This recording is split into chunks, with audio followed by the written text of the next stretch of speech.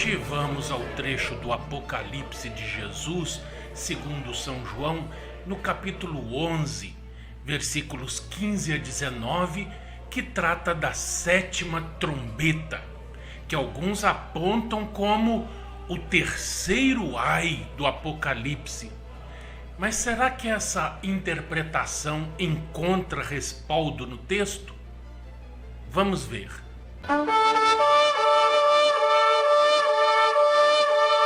O sétimo anjo tocou a trombeta e houve no céu grandes vozes dizendo: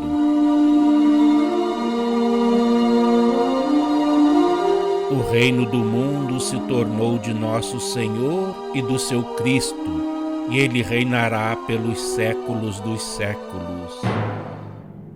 E os 24 anciãos que se encontram sentados no seu trono diante de Deus prostraram-se sobre o seu rosto e adoraram a Deus, dizendo: Graças te damos, Senhor Deus Todo-Poderoso, que és e que eras, porque assumiste o teu grande poder e passaste a reinar. Na verdade, as nações se enfureceram.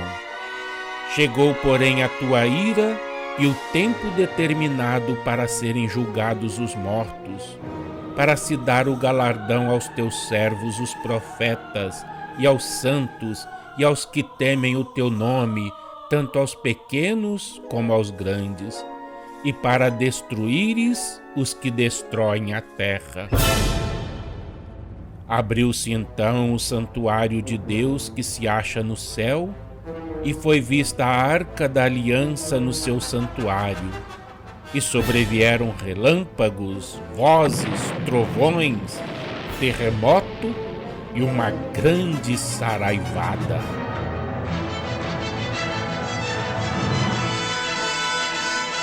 Vocês se lembram que nós perguntamos se a sétima trombeta seria o terceiro ai do Apocalipse?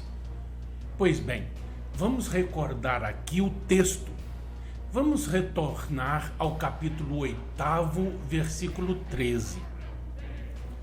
Então vi e ouvi uma águia que, voando pelo meio do céu, dizia em grande voz: Ai, ai, ai dos que moram na terra, por causa das restantes vozes da trombeta dos 3 anjos que ainda têm de tocar. Como disse o versículo 13, o último do capítulo 8, que encerra aí a 4ª trombeta. E as trombetas, vocês já sabem, identificam fatos políticos guerreiros, tanto na terra como no céu. Além disso, no interior das criaturas humanas e espirituais.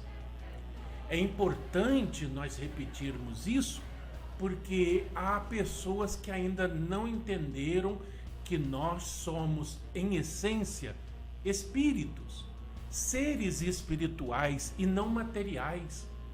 Por isso, o Apocalipse ocorre também e principalmente espiritualmente, ou no espírito. No plano material, é só o reflexo dos acontecimentos espirituais.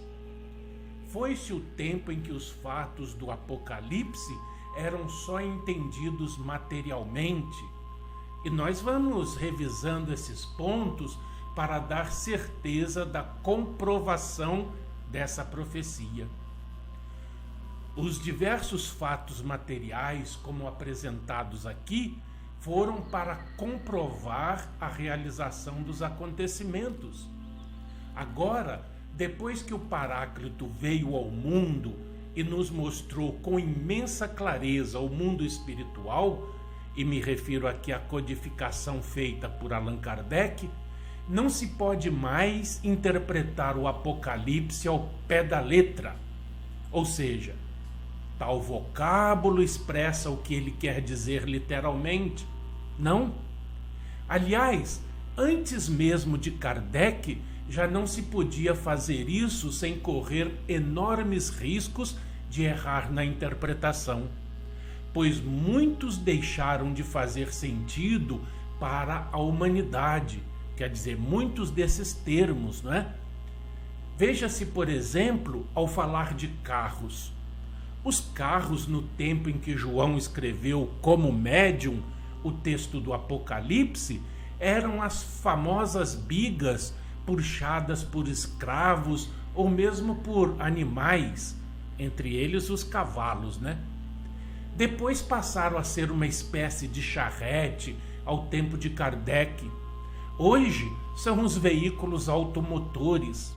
Então nós precisamos ir atualizando a interpretação, o texto, na medida em que a humanidade progride em tecnologia.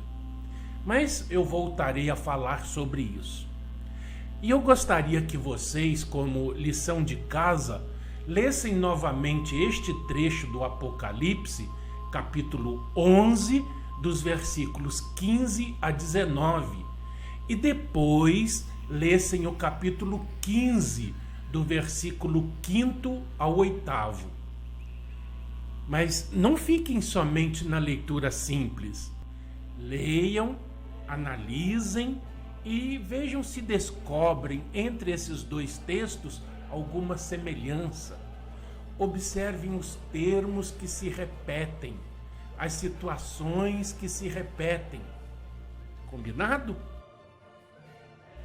E a partir do próximo programa, nós vamos analisar esse trecho da 7ª trombeta. Um fraternal abraço e até a próxima.